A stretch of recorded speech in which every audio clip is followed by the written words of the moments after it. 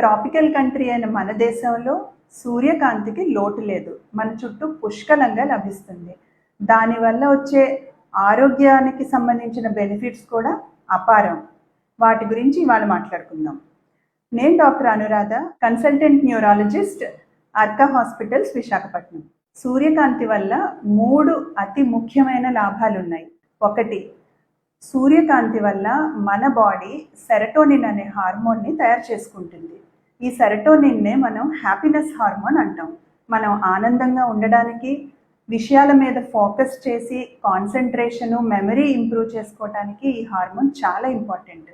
ఒకవేళ సెరటోనిన్ తగ్గిందనుకోండి, మనం డిప్రెషన్లోకి వెళ్ళిపోయే అవకాశాలు ఉన్నాయి. మూడ్ స్వింగ్స్ కూడా ఎక్కువ అవుతాయి. రెండో ఉపయోగం ఏంటి అంటే, సూర్యకాంతి వల్ల మన శరీరం విటమిన్ డిని తయారు చేసుకుంటుంది. ఈ విటమిన్ డి అనేది మన బ్రెయిన్ హెల్త్కే కాదు, మన ఓవరాల్ హెల్త్కి కూడా చాలా ఇంపార్టెంట్. విటమిన్ డి లోపం వల్ల మనం డిప్రెషన్, మూడ్ స్వింగ్స్కి లోనయ్యే అవకాశాలు ఉంటాయి. మెమరీ కూడా తగ్గే అవకాశం ఉంది.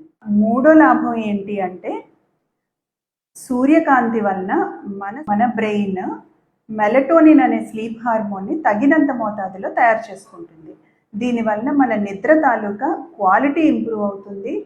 నిద్రలో మన బ్రెయిన్ అనవసరమైన టాక్సిన్స్ని క్లియర్ చేసేసుకొని లాంగ్ టర్మ్లో ఆల్జీమర్స్ డిసీజ్ లాంటి న్యూరో డిజనరేటివ్ డిసీజెస్ రాకుండా కాపాడుకుంటుంది. మరి మనకి ఇంత పుష్కలంగా లభించి అపారమైన బెనిఫిట్స్ని కలుగజేసే సూర్యకాంతి ఉన్నా కూడా మనం దానివల్ల తగినంత ప్రయోజనం పొందట్లేదనే చెప్తాను నేను. ఎందుకంటే ప్రస్తుతం ఉన్న జీవన శైలిలో మనందరం కూడా, పిల్లలైతేనేంటి, పెద్దవాళ్ళు అయితేనేంటి, ప్రొఫెషనల్స్ అయితేనేంటి, హౌస్ వైఫ్స్ అయితేనేంటి, ఎక్కువ సమయం ఇండోర్స్లో గడుపుతున్నాం. దానివల్ల సూర్యకాంతికి తగినంతగా ఎక్స్పోజ్ అవ్వట్లేదు. అనేక రకాల ఆరోగ్య సమస్యల్ని కొని తెచ్చుకుంటున్నాం.